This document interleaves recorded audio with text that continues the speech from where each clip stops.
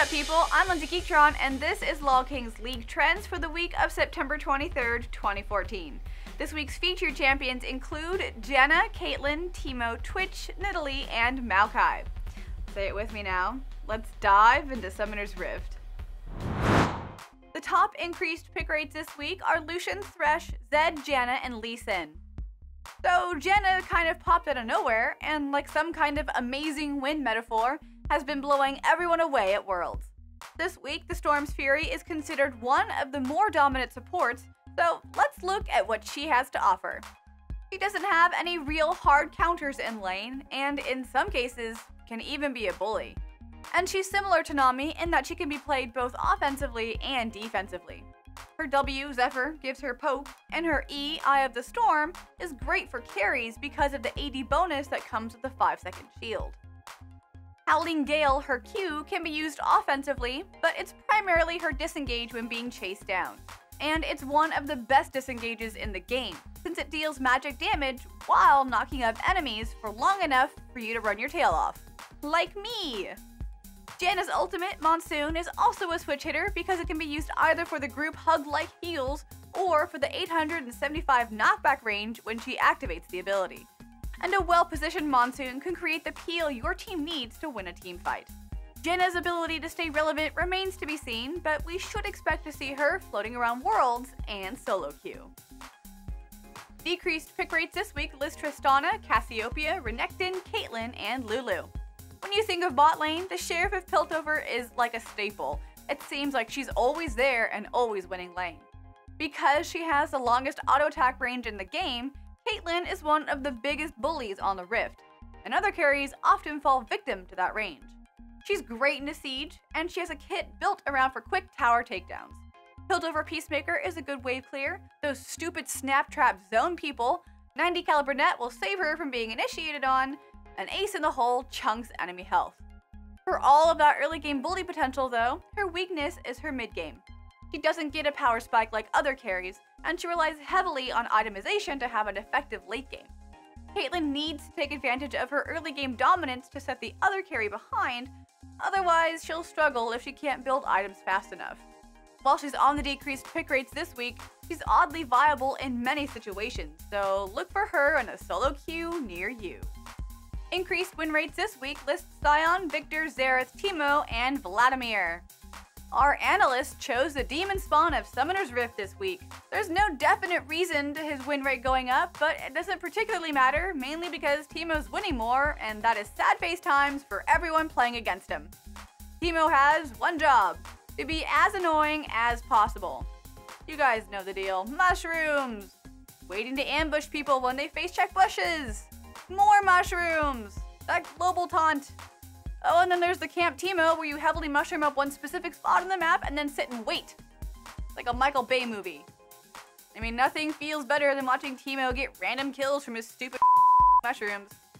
And love him or hate him, I think we all can agree that Teemo showing up on this list could mean very bad things. Unless you're Teemo, that is. Champs on the decreased win rates this week list are Urgot, Singed, Twitch, Garen, and Rumble. The Plague Rat has arguably the weakest laning phase of all of the carries, and it's due to this reason that we see him on the decreasing win rates this week. If Twitch gets caught out, unless he has a super great support backing him up, he's more than likely to die in the early game.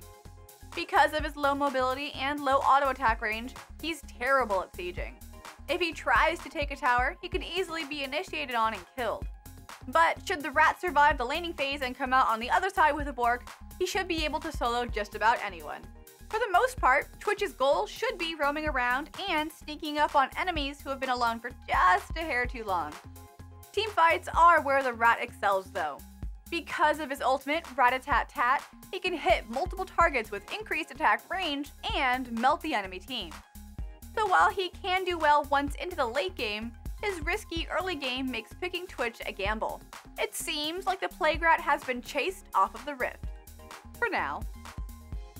The top 5 champions on the increased bans list this week are Kha'Zix, Tristana, Nidalee, Lucian, and Akali. Everyone's favorite Huntress returns to the top bans this week. Yay! Since her rework a few patches ago, Nidalee is the queen of the top lane who could dominate nearly anyone on Summoner's Rift. She's annoying from level 1. Her auto-attack harass are insane, but the fun doesn't stop there. When she hits level 3, her kill pressure goes up if she lands a javelin on your face. And one of the cool new features of Nidalee is that she can now build either AD or AP.